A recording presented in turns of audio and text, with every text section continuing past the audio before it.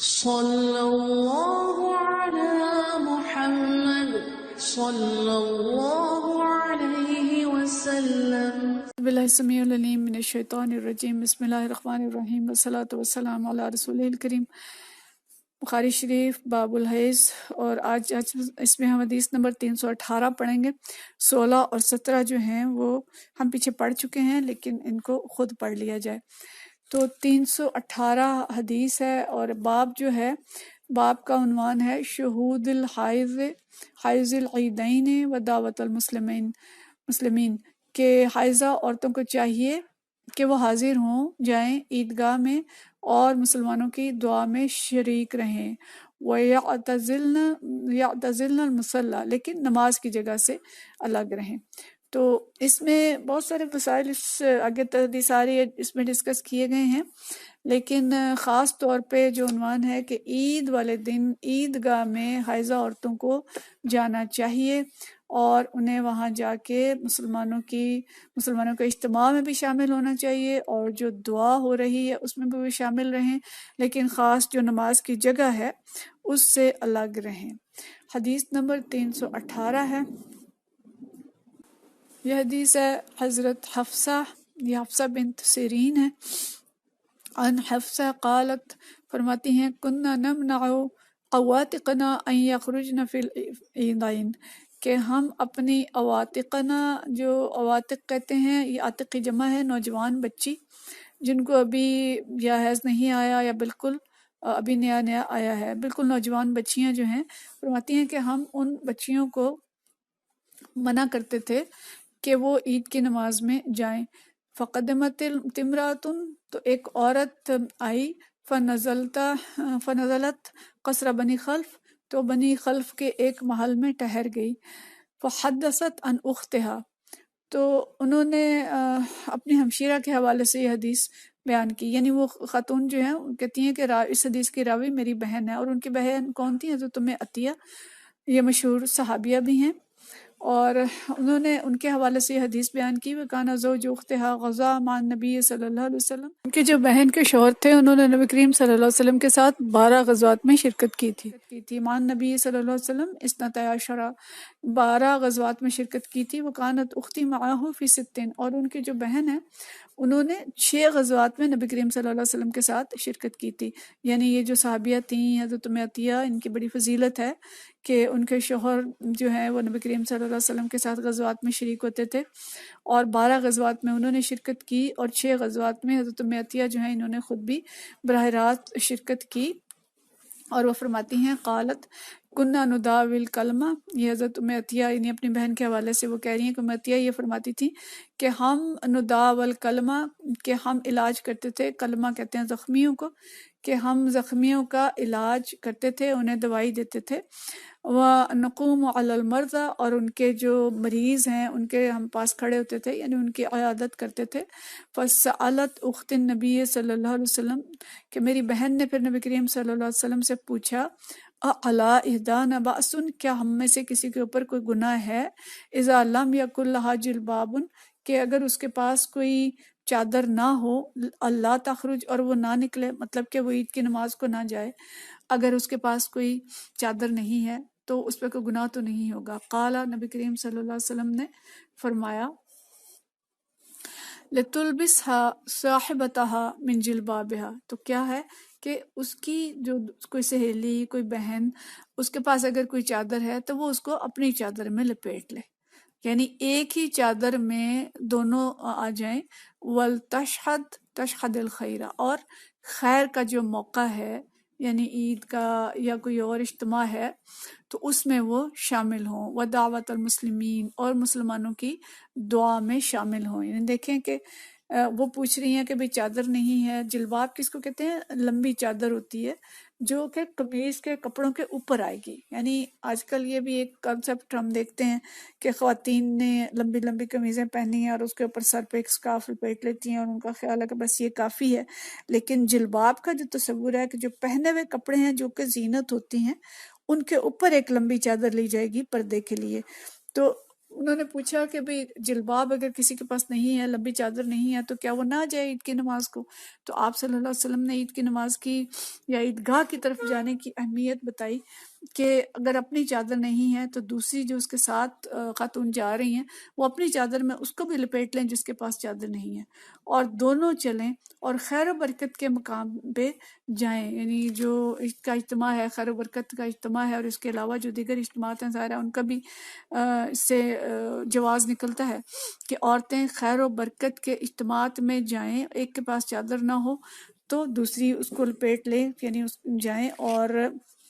ایسے پروگراموں میں شامل ہوں اور مسلمانوں کی دعا میں بھی شامل ہوں. فلما قدمت عطیہ، پھر وہ کہتی ہیں کہ جب عطیہ آئیں، سألتها، تو میں نے ان سے پوچھا، اسمعت النبی صلی اللہ علیہ وسلم، یہ حضرت حفصہ ہیں جو کہتی ہیں کہ اس خاتون نے یعنی عطیہ کی بہن نے تو یہ حدیث بیان کر دی تھی، لیکن جب عطیہ سے ان کی ملاقات ہوئی تو انہوں نے خود پھر ان سے پوچھا، یعنی انہوں نے مزید تسلی چاہی کہ آپ نے کیا نبی کریم صلی اللہ علیہ وسلم سے خود یہ حدیث سنی ہے؟ قالت بے ابی، میرے ماں باپ قربان ہوں نبی کریم صلی اللہ علیہ وسلم پہ، نعم، ہاں میں نے یہ حدیث سنی ہے. وکانت لا تذکرہ الا قالت بے ابی، اور وہ نبی کریم صلی اللہ علیہ وسلم کا ذکر نہیں کرتی تھیں اس کے بغیر کہ جب بھی وہ ذکر کرتی تو وہ کہتی میرے باپ آپ پر قربان ہو، میرے ماں باپ آپ پر قربان ہو. یہ ان کی محبت تھی نبی کریم صلی اللہ علیہ وسلم کے ساتھ، اور بہت ہی اچھے طریقے سے ذکر کرتی، اور جب بھی کہتی تو یہ کہتی کہ میرے ماں باپ نبی کریم صلی اللہ علیہ وسلم پر قربان ہوں. سمعتہ یقول، میں نے نبی کریم صلی اللہ علیہ وسلم کو یہ کہتے ہوئے سنا، یخرج العواتق وذوات الخدور، کہ نکلیں چھوٹی بچیاں یعنی جو نوجوان بچیاں ہیں وہ بھی نکلیں،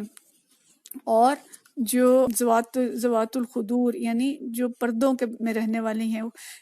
یہ جو خدر ہے یہ کہتے ہیں گھر کے دروازے پہ جب پردہ لٹکا دیا جاتا ہے، یا خیمے کے اس پہ شروع میں لٹکایا گیا ہوتا ہے کہ اندر پردہ دار لوگ رہتے ہیں،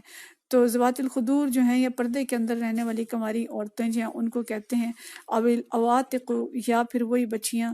جو نوجوان بچی ہیں ذوات الخدور، جو بھی انمیرڈ ہیں یا میرڈ ہیں، شادی شدہ ہیں یا غیر شادی شدہ ہیں لیکن پردے والی ہیں. والحیض، اور جو حیض والی ہیں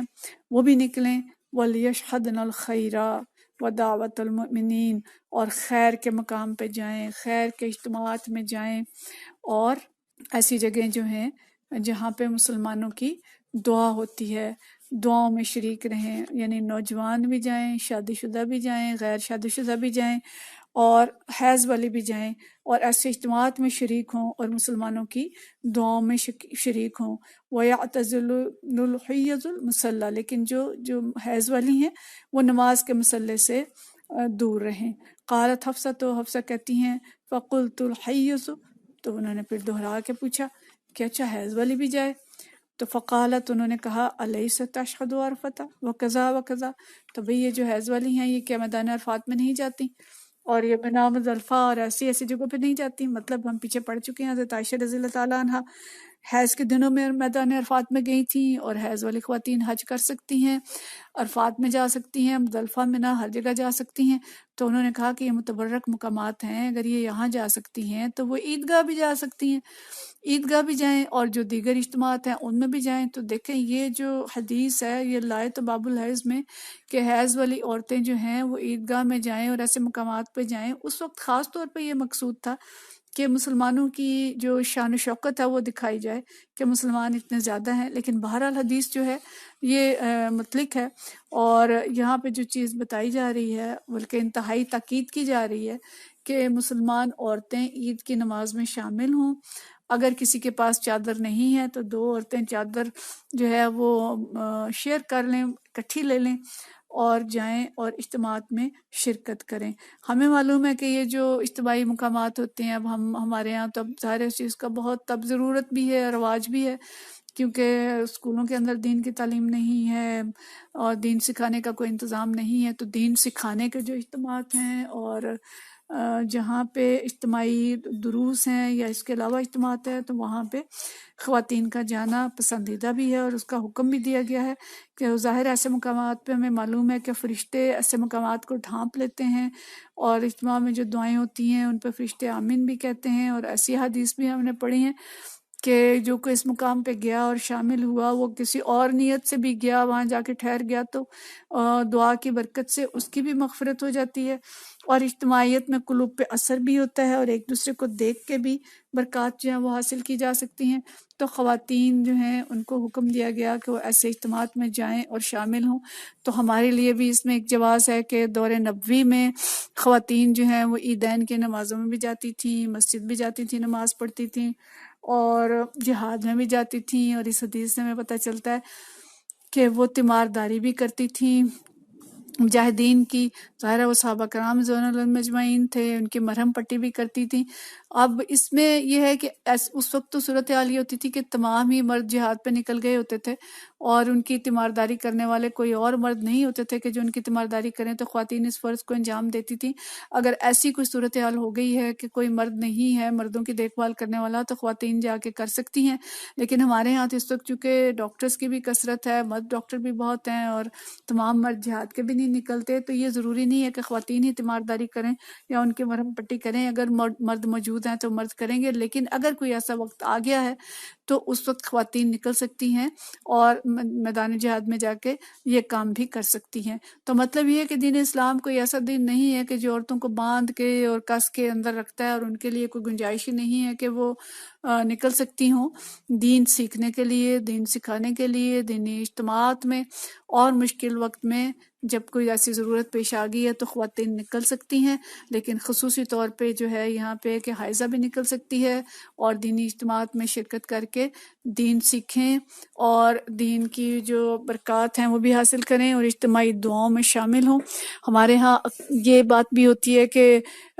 لوگ کہتے ہیں جی خواتین کا کیا کام ہے، یہ کیوں روز روز نکلتی ہیں دین کے لیے، بازار جانے پہ شاپنگ کرنے میں ان کو اعتراضات نہیں ہیں، لیکن بہت سے مرد ایسے دیکھیں کہ جو عورتوں کو دینی اجتماعات میں جانے سے روکتے ہیں۔ تو اس حدیث سے ہمیں جواز ملتا ہے کہ نبی کریم صلی اللہ علیہ وسلم نے تو دینی اجتماعات میں جانے کو کتنا پسند فرمایا کہ چادر شیئر کر کے بھی نکلو اور دعا میں بھی جا کے شامل ہو اور دینی اجتماعات میں بھی شامل ہوں۔ تو خواتین کو نکلنا چاہیے، دین سیکھنا چاہیے اور سکھانا چاہیے، اور جو مشکل اوقات ہیں اس میں وہ ویسے بھی سماجی خدمات کے لیے بھی نکل سکتی ہیں اور معاشرے کی سماجی خدمات میں حصہ ڈال سکتی ہیں۔ تو اللہ تعالیٰ ہمیں دین کا صحیح فہم عطا فرمائے، دین سیکھنے اور سکھانے کی توفیق عطا فرمائے، اور جو مسائل ہیں دینی ان کو سمجھنے کی توفیق عطا فرمائے۔ وآخر دعوانا ان الحمد للہ رب العالمین۔